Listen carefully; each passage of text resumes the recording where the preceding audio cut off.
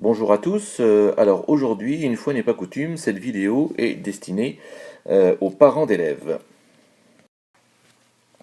Alors il arrive parfois que les parents soient un peu désarçonnés par la technique que les élèves utilisent pour faire leur division.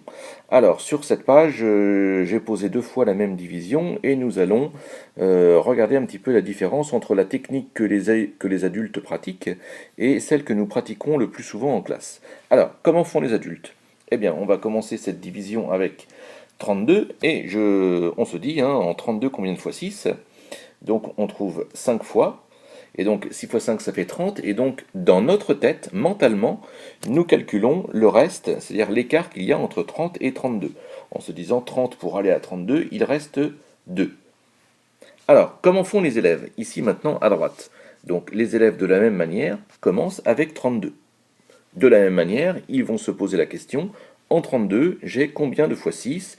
J'essaye de m'approcher le plus possible de 32 dans la table de 6 sans le dépasser. Donc c'est 5 fois 6 qui fait 30. Mais là, ici, je vais poser la soustraction. Je l'écris.